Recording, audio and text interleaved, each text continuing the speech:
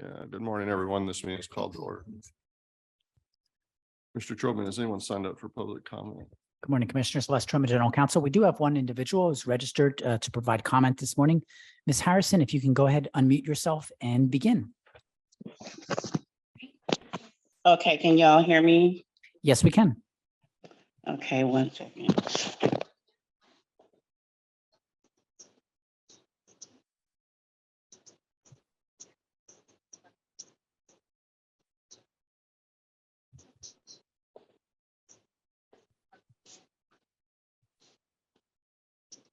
I'm having a little trouble. Okay. After addressing you about my civil rights investigation on April 25th, the same day my latest investigation was closed by TWC stating that I failed to provide details and had only 10 days to respond. However, April 17th was the initial date that the intake person emailed me. She did not send me any documentation of what my rights were or what to expect. Instead, she gave me ultimatums about what I could discuss if there are related concerns about the general counsel sign off on one document when his signature appears on multiple versions of the same form. Because of their bias and long-term hostilities that are documented, TWC Civil Rights Divisions are in such need to close me out completely that they are not taking time to do simple math. If I had 10 days to respond and you reach out to me on April 17th, the 10th day would clearly be April 27th. The director of the Civil Rights Division, as well as the General Counsel, have both been contacted with this new information, but the director sent a hostile email stating that his staff were advised not to communicate with me directly. Now that he has said that there is no way that I can have a fair investigation going forward with the many issues that I encountered with before and after my case was filed in court. TWC has not respected me as a Black woman receiving housing subsidies, as they have used stereotypes and language that was offensive, as well as simply violating my rights to an unbiased investigation without false facts used to persuade me to take their offers. I request to discuss this issue with Commissioner Daniel, and was offered the 3 minutes to speak today, this past Friday. But how can we dialogue if I'm only speaking for 3 minutes about an issue that is linked for 3 years? Please take this issue serious and package my case and send it back to HUD, as there is no way that I can experience a fair investigation now going forward. If the general counsel has the potential against him for a complaint for his role in my case recently, his agency should not have the ability to close my case out to cover up the hidden truth. If you could hear the response from the AG as well as review the documentation, you would be concerned that your general counsel took part in the action and allowed his signature to be used haphazardly. You were copied in my recent email. Please respond to my concerns. Bring these workshops today. And I just must thank again our NEFA staff who have put in many hours behind the scenes leading up to these presentations that are being. Hello. Thank you, Ms. Harrison. Thank you for your comments. And those are the comments we have this morning. All right, thank you, Mr. Trobman. Good morning, Ms. Miller. Good morning, sir. No cases to reconsider under agenda item 3. Correct, no cases. Let's have some sort of walk-up music for Ms. Turner when she comes up here. I feel like we're probably remiss there. Let's consider tax liability cases under agenda item 4. I think we have one tax case on docket 19. Yes, sir. One case on docket 19. It is TD 23-005-0223. Commissioner Demerson. I agree with the staff recommendation that the workers were in employment and that the company was a liable employer as of December 31st, 2019. However, the employer made a clear request to not be held liable until 2023. While it is not possible to abate taxes owed, it is possible to abate interest and penalties for late wage reports and late payment of taxes.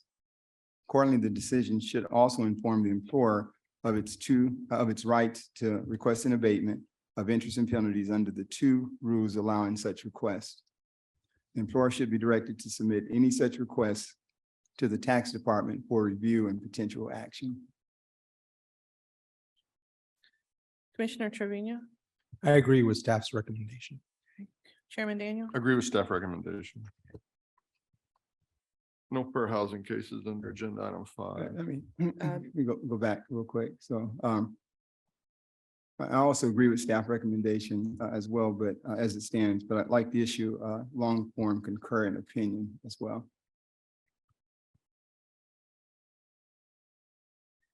Yes, sir. No fair housing cases.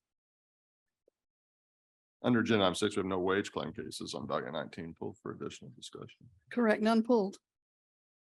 I move we accept staff recommendations to remain wage claim cases on docket 19. And I agree. Second, the chairman's motion that except for the cases on which I'm dissenting is reflected in the wage claim short form dissent list, so docket 19. I concur with Chairman's motion, except for those cases on which I am dissenting as reflected on wage claim short form dissent list for docket 19. Motion passes with the exceptions noted. Thank you. Thank you. Let's move to agenda item 7, consideration of unemployment insurance cases on docket 19. Please proceed when you're ready. Case number 3010353, Commissioner Demerson. The AT decision is not supportable. Concerning timeliness of the employer's response to the NMPC, the employer gave credible and consistent testimony that the company never received the chargeback notice mailed on May 27, 2020. The traditional so-called technical difficulty period recognized by the agency as associated with the pandemic, which is stated as mid-March through April 2020, is unrealistically short. We know that TWC's phone, fax, mail, and online systems were comprehensively overwhelmed from the beginning of the pandemic through at least September or October of 2020, if not later. Based on the calls, emails, and letters received by my office alone. Thus, the employer's consistent testimony is credible proof that the company responded in a timely manner once it finally received actual notice of the chargeback. On the merits of the chargeback issue, the testimony and documentary evidence show that the claimant resigned in December 2018 in order to go to a different job. Accordingly, we should reverse the AT decision and find that the employer filed a timely response to the chargeback notice and that the employer's account should be protected from chargeback. The AT decision is supportable. The employer's protest was filed well over a year after the deadline. The notice of maximum potential chargeback was mailed to the correct address of the employer, and the employer's evasive testimony regarding the issue of receipt was insufficient to rebut the presumption of a timely receipt of the notice.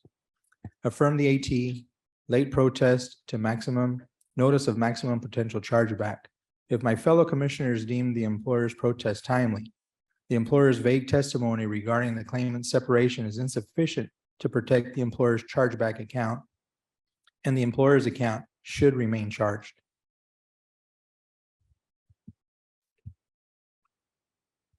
Reverse the AT, timely response to the NMPC, no chargeback. Short form dissent, ma'am. Yes, sir. Case number 3219313, Commissioner Demerson. The appeal tribunal decision on timeliness should be reversed. The employer's appeal window to the determination in question took place in part during the time that TWC was experiencing technical difficulties due to the pandemic. As such, the employer's appeal should be deemed timely. We should therefore reverse the AT decision, timely employer appeal, resubmit. The AT decision is supportable. The employer's timely received the determination. The employer's appeal was a year and a half late because the employer received incorrect advice from their accountant. Unfortunately, there is no good cause exception of the timeliness rule, and no other exception of the timeliness rule applies in this case. Affirm the AT, late AT appeal, no misconduct, chargeback. Reverse the AT, timely employer appeal, resubmit. We will resubmit the case. Case number 3229074, Commissioner Demerson. We should affirm the appeal tribunal decision. Although the May 5th, 2022 separation and overpayment determinations were sent to the claimant's correct address of record, the claimant did not file a timely appeal because he was out of town and did not make arrangements for his mail. While the claimant alleged good personal reasons for his untimely appeal, there are no good cause exceptions to the timeliness rules. Since the claimant was within his benefit year, had recently filed a continued claim, and was expected to be cognizant about potential correspondence from the agency, the claimant's failure to file a timely appeal leaves us without jurisdiction to consider the underlying merits. As such, we should affirm the appeal tribunal decision, untimely claimant appeal, voluntary leaving, overpayment of $1,561. The decision is not correct. The claimant did not receive the determination because he was out of town. Regarding the merits, the claimant was receiving benefits at the time he began working for the employer. The job paid sufficiently below the claimant's maximum wage demand. The claimant quit after 3 days because the cost of gas was exceeding the amount he was earning. The claimant is eligible for benefits under 207.045 G1. Reverse the AT, timely appeal, no voluntary leaving, no overpayment. Affirm the AT, untimely claimant, appeal, voluntary leaving, overpayment. Short form dissent. Yes, sir. Case number 3236639, Commissioner Demerson. We should grant a rehearing in this case. In its appeal to the commission, the employer states that it has proof of a timely response to the notice of claim that was not received by TWC. We should rehear for submission and review of this evidence before rendering our final decision in this case. The decision is supportable. The employer received a notice and failed to provide a response within the applicable deadline. The employer has not provided evidence of a timely protest despite the opportunity to do so. Affirm the AT, no timely protest. Rehear. We will rehear the case. Case number 3278913, Commissioner Demerson. The appeal tribunal decision is fully supportable. The claimant was discharged for taking a client's vehicle to his home after hours without authorization. While it may be true that the claimant had been authorized to take the car off premises for the customer's first service visit a month before the final incident, the claimant had not been authorized to take the car off the lot for the second visit. The claimant simply assumed that he was authorized to do so. The claimant was aware that the standard procedure was for the service writers to give the auto techs permission for a car to be driven off the lot. Here, the claimant did not have that permission. Because the claimant was not authorized to take the vehicle off the employer's premises and simply assumed without first checking with the service writer, as was the standard practice, the claimant mismanaged his position of employment. We should affirm the AT decision, misconduct, no chargeback. The decision is not supportable. The claimant and the employer's service writer both testified the employer had a long-standing practice of allowing technicians to drive customer vehicles off the dealership lot to replicate and diagnose problems, so long as a customer had given the service writer authorization to do so. The customer originally gave such authorization to the service writer. However, when the customer came back to the dealership a second time, the customer told the service writer that she didn't want her car driven off the lot again. The service writer, however, failed to tell the claimant that such authorization had been revoked. Therefore, the claimant driving the vehicle off the lot in order to diagnose the problem was neither an intentional violation of any instruction nor work-connected misconduct. Reverse the AT, no misconduct, chargeback. Reverse the AT, no misconduct, chargeback. Short form dissent. Yes, sir. Case number 3284760, Commissioner Trevino. The decision is not supportable. The claimant consistently and credibly testified that she attempted to submit her appeal online on the deadline date, but that the system would not allow her to submit the appeal due to the length of her appeal statement.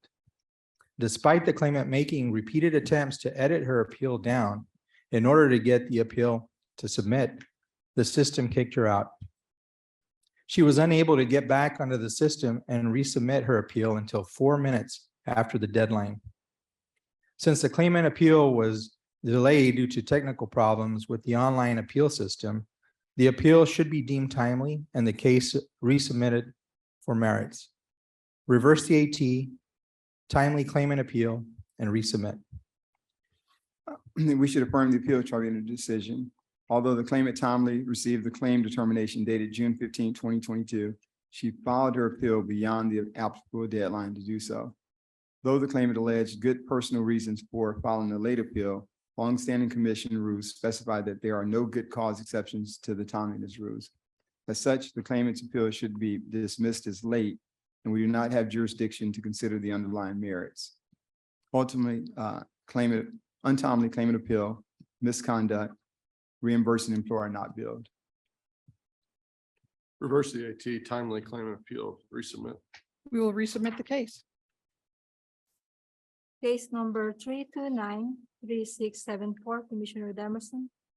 We should affirm the appeal tribunal decision. The claimant had acknowledged that the employer's policy on patient safety and care. The claimant, as a part of her job duty, was required to complete 15-minute observation rounds to ensure patient safety.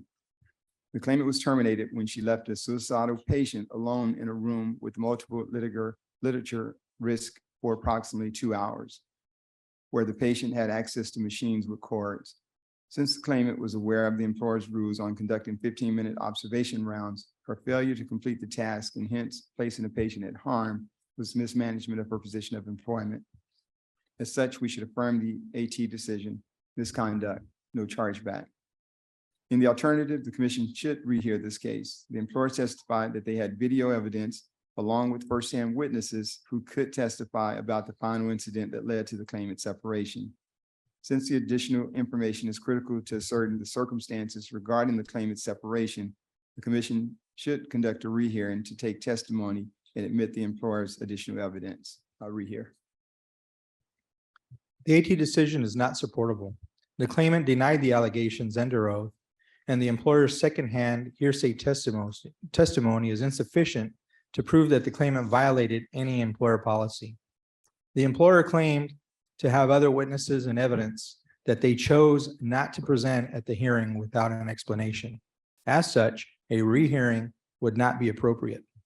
Reverse the AT, no misconduct, chargeback. Rehear. We will rehear the case. Case number 334-6232, Commissioner Trevino. The decision is not correct. The employer discharged the claimant for exceeding the allowable number of attendance points per their policy. However, the claimant had a medical excuse for her second to last absence on July 11th, 2022. If the employer had not counted this medically excused absence against the claimant, she would not have exceeded the allowed attendance points. Additionally, the evidence established that the claimant's final absence on July 12th, 2022 was due to the claimant being sick from taking new medication. Therefore, since the claimant's final absences were both clearly due to medically verifiable illness, they did not constitute misconduct connected with the work. Reverse the AT, no misconduct, MVI. We should affirm the appeal tribunal decision. The claimant was aware of the employer's attendance policy, which stated that the accumulation of more than 6 attendance points within a 1-year calendar period could result in termination of employment. The claimant was separated when she exceeded the maximum allowable points under the employer's policy. Since the record shows that the claimant was aware that her job was in jeopardy, but thereafter continued to accrue attendance points in violation of the employer's rule, the claimant's conduct was mismanagement of her position of employment and was misconduct connected with the work. As such, we should affirm the AT decision, misconduct. Reverse the AT, no misconduct. Short form dissent. Yes, sir. Case number 335-8413, Commissioner Trevino. The decision is not supportable. The claimant testified when she went to the TWC office a week after receiving the determination and attempted to file an appeal. The claimant was misinformed by a TWC representative and told that she could not file an appeal at the workforce center and instead had to file the appeal by mail. Since the claimant received misinformation, her appeal should be deemed timely and the case remanded for merits. Reverse the AT, timely appeal, and remand. The appeal tribunal decision should be affirmed. The claimant filed her appeal beyond the applicable deadline to do so, and there are no good cause exceptions to the timeliness rules. The claimant's statements about visiting the workforce center were unclear. First, the claimant stated that she did not remember when she visited the office. Later, the claimant stated that she waited approximately a week after she received the determination to visit the office. In sum, the claimant's appeal was filed late, and we should affirm the AT decision. Untimely claimant appeal, leave the underlying decision in full force and effect. Affirm the AT, untimely claimant appeal, misconduct, no chargeback. Short form dissent, ma'am. Yes, sir. Case number 3364539, Commissioner Trevino. The decision is not correct. The claimant was harassed at work by a coworker. She was intentionally left off of an important health messages related to COVID outbreaks. The claimant reported the information to HR, but no action was taken. The claimant has provided a witness who testified he was instructed not to include the claimant on the messages regarding the COVID outbreaks. The claimant has established a good cause connected with the work to quit. Modify the AT, no voluntary leaving, void chargeback. The appeal tribunal decision should be affirmed by continuing to work for the employer. The claimant ratified her working conditions. Accordingly, the claimant quit without work-connected good cause. We should therefore affirm the AT decision, voluntary leaving, void the chargeback ruling. Affirm the AT, voluntary leaving, void chargeback. Short form dissent, ma'am. Yes, sir. Case number 3425439, Commissioner Trevino. The decision is not correct. The claimant was working as a welder for the employer, a temporary help firm, on assignment in Alabama. The claimant was on parole in Texas, but had been issued passes to work out of the state, which had been renewed monthly. However, after several months, his parole officer informed him that the pass could not be renewed again due to staffing shortages, and he would have to return to Texas. The claimant informed the employer of the situation, and the employer encouraged him to contact their recruiters in Texas for further work. He properly reported for assignment in Texas, but the employer did not have any available work for him at the time. The employer classified this separation as a layoff, and the claimant was laid off due to lack of work. Modify the AT, no misconduct, void chargeback. We should affirm the appeal tribunal decision. Although the employer was a staffing agency, the claimant was not required to report for reassignment. Thus, section 207.045H of the Act does not apply. The claimant initiated the job separation when he quit his assignment while the work was still available due to a personal reason. Because the claimant did not establish good cause connected with the work for quitting, we should affirm the AT decision, voluntary leaving, void the chargeback ruling. Modify the AT, no misconduct, void chargeback.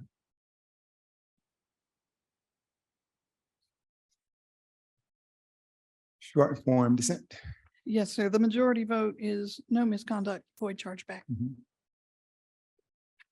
And that was the last UI case pulled for additional discussion on docket 19. You should have received the UI short form dissent list for docket 19. I move we accept staff recommendations on the remaining UI cases on docket 19, except for the cases on which I'm dissenting as reflected on the UI short form dissent list for docket 19.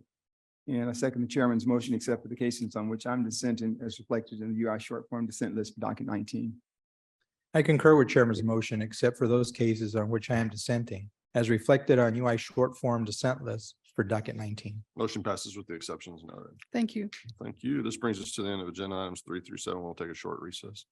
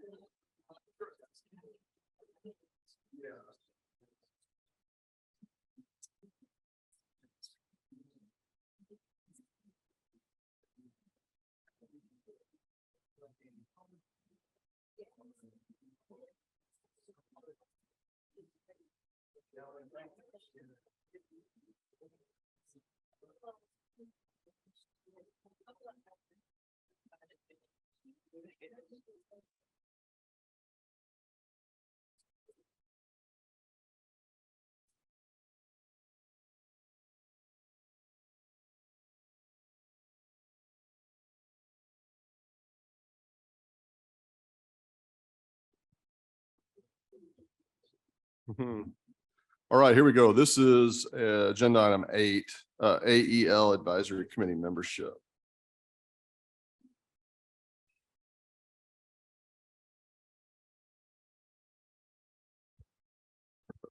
Good morning, Chair Daniel, Commissioner Dimerson, Commissioner Trevino, and Mr. Sarna. For the record, Carrie Ballast with Workforce Development Division. Senate Bill 307 of the 83rd regular session requires TWC to establish an Adult Education and Literacy Advisory Committee. The advisory committee must not be composed of more than 9 members and must include at least 1 representative of the business community and 1 of the local workforce development board. We currently have both of those required roles filled, but we do have vacancies we would like to fill at this time. We ask that the following new members be considered by the commission. First, Dr. Ben Stafford, Vice President of Workforce Continuing Education at Lamar State College in Port Arthur. Second, Cindy Fisher of Austin, formerly with the Texas State Libraries and Archive Commission, but recently hired by the State Broadband Office as Senior Program Coordinator. And finally, Christina Hartman of Huntsville, who serves as Superintendent with the Wyndham School District. Each member, if approved, will serve a 2-year term ending in May 2025. This completes my remarks. I'm happy to answer any questions you have. Any comments or difficult questions? Chairman, before I make a motion, like I said, I've heard Mahalia was on stage at the conference doing a great job this morning. So Wonderful. Thank that's why we you. have Carrie here. Okay. No other comments. I second the motion. And then I'm going to come back around and make that motion. Oh, sorry. Okay. Well, Well- you made the motion. You can- I don't know what the Yeah. person. I'll Once tell the chairman Mahalia gets she this all got a back in second. order. Thank you. Is the motion to approve the appointment of the individuals that Carrie named? Yep, the motion, and I move that we approve the appointment of the following individuals to serve on the Adult Education and Literacy Advisory Committee with two-year terms expiring May 2025, as described in the discussion paper and presented today by staff. Again, Dr. Ben Stafford, Cindy Fisher, and Christina Hartman. Motion's been seconded and we're unanimous. Thank All you. right. Thank you. This is agenda item 9, board nominations.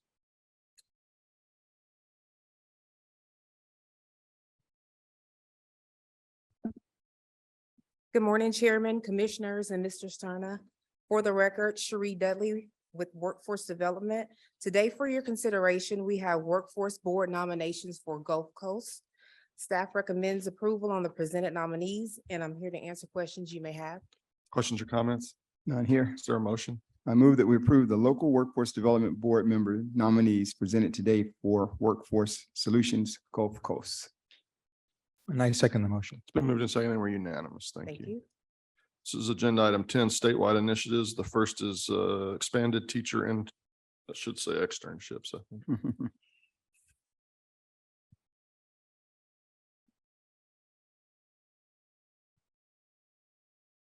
Good morning, Chairman, Commissioners, Mr. Cerna. For the record, Sandra Williams, Workforce Development Division. At the March 28th, 2023 Workforce Commission meeting, staff were directed to compile information related to a possible expansion of the teacher externship for teachers program. The current design includes the following. Boards are the only eligible applicants. Externships are a minimum of 3 days in length. Teachers develop a curriculum based on the employer's industry to gain the experience needed to convey the new knowledge and skills to their students. Staff identified 3 key components where access to the program may be increased: the number of teachers participating and the types of teacher participating with increased depth of experience. First is increasing the number of teachers who participate by expanding the pool of eligible applicants to include institutions of higher education and AEL providers. Ensure that the focus is on CTE and dual credit programs in addition to the current teacher outreach.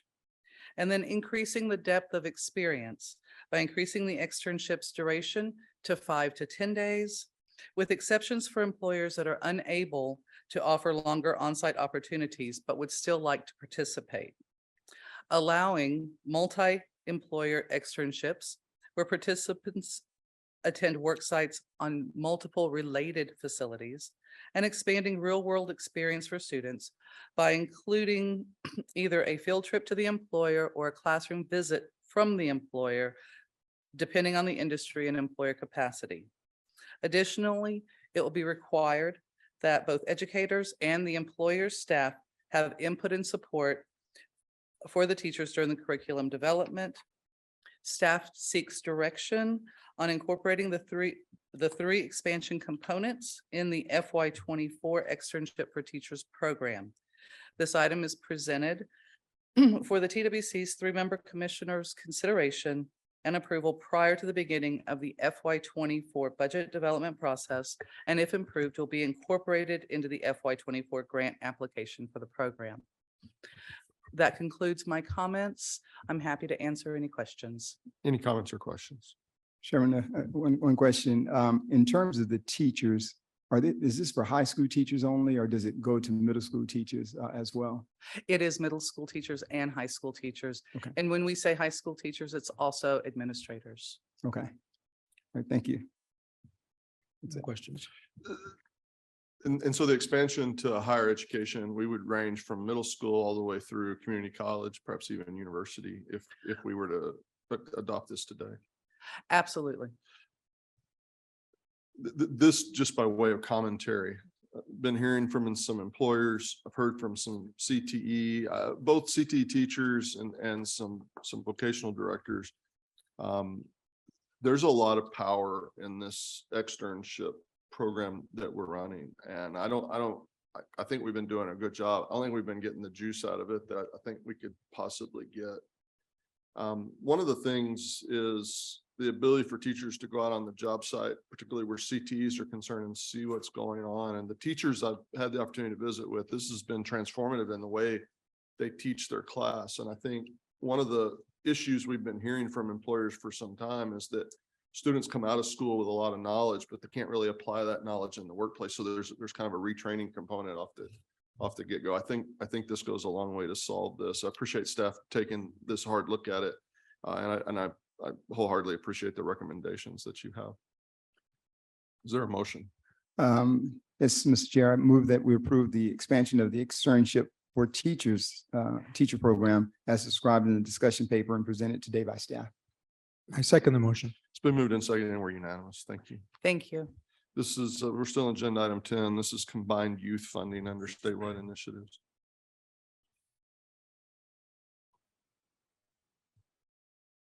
Good morning, Chairman, Commissioners, Mr. Cerna. For the record, Leslie Cruz, Workforce Division. At the March 28th Commission meeting, staff were asked to bring forward a discussion paper combining youth program funding. Although youth programs are successful, recent reviews have shown that the demand for the programs varies from year to year due to changing priorities of youth activity organizations and public popularity, resulting in the programs being underfunded while others receive excess funding. As noted in the discussion paper before you, staff present the concept to combine all current youth funding into two single line items, one for WIOA and one for TANF, allowing staff flexibility to move funds within different programs to address the under or over budgeting. Staff will continue to monitor program expenditures to optimize each program's budget. New initiatives will be incorporated into one of the two line items. Staff seeks direction on combining all youth program funding into two single line items, one for WIOA and one for TANF. If approved, the revised youth budget approach will be incorporated into the fiscal year 2024 budget process and included in briefings. This concludes my presentation. I'm happy to answer any questions. Any comments or questions? None here. I have one comment, Chairman. I would like to thank staff for meeting with my office to discuss this proposal. The staff has indicated that the combining of the youth program funding into single line items based on the funding type would provide greater flexibility in moving funds and funding between programs. Should the initial allocations for the programs prove to be under or over budgeted. For this reason, I can support this initiative. However, I do request that staff provide notification to my office whenever funds are recovered from a program or allotted to another program. Thank you. Is there a motion? Chair, I move that we approve the combined youth program funding structure as described in the discussion paper and presented today by staff. I second the motion. It's been moved and seconded and we're unanimous. Thank you.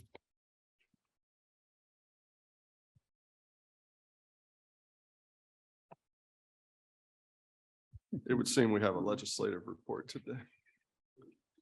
Mr. Britt. Oh yeah, this tie was tied. Ready to spring into action. He needs walk-up music. We definitely have got to deal with this walk-up music situation. I have some suggestions for that. We'll get together after the meeting.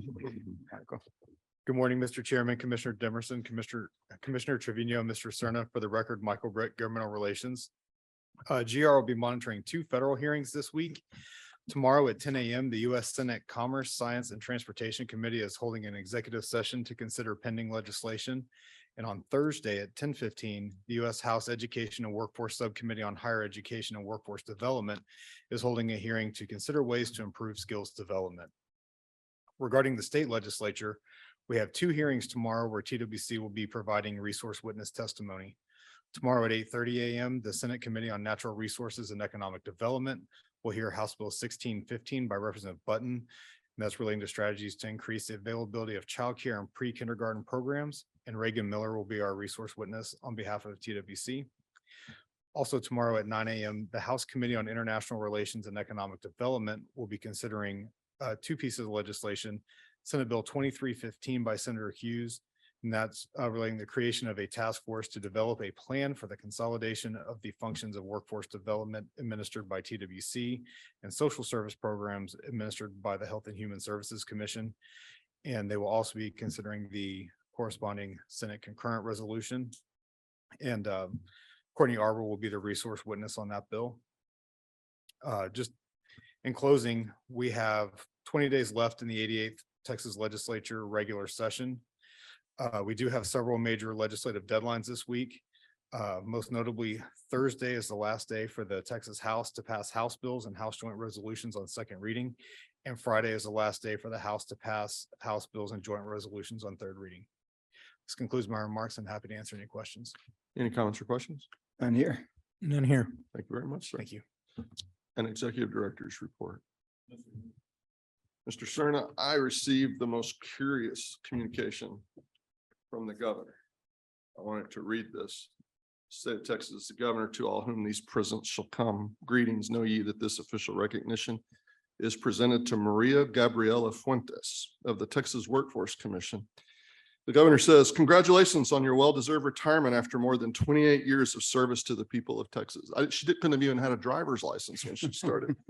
Public service is an honor and deeply rooted in the public trust. State employees earn this trust by demonstrating dependability, initiative, and wise stewardship of public resources. Their endless dedication proves that this state's greatest asset lies within the people who call it home. At this time, I commend you for your contributions and unwavering commitment to the Lone Star State, highlighted by your years of dedicated service as Deputy Chief of Staff and Policy Director at the Texas Workforce Commission, as well as your many years with the Appointments Division in the Office of the Governor. First Lady Cecilia Abbott joins me in sending best wishes for an enjoyable and fulfilling retirement. In testimony whereof I have signed my name and caused the seal of the state of Texas to be affixed at the city of Austin on this 20th day of April, 2023. We'll give this to Gabby, I think. Yes, sir. But before we do, I'm also pleased to note that the state of Texas, the House of Representatives has flown a flag in Gabby's honor over the sovereign state of Texas Capitol on April 23rd, but we can't give her the flag yet. So it's done.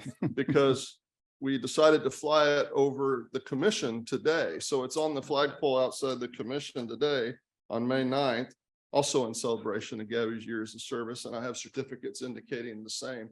And so as soon as this meeting concludes, if we can get Gabby to come forward, I'll give her these things and everybody can give her a nice round of applause.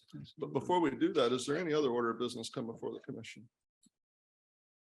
I guess I'll run into Gabby at HEB a little bit more often now. So we'll see each other there. Congratulations, Gabby, on that amazing achievement. And I've known Gabby since the appointment days and before. And so appreciate all the work you've done. But congratulations, big time on that.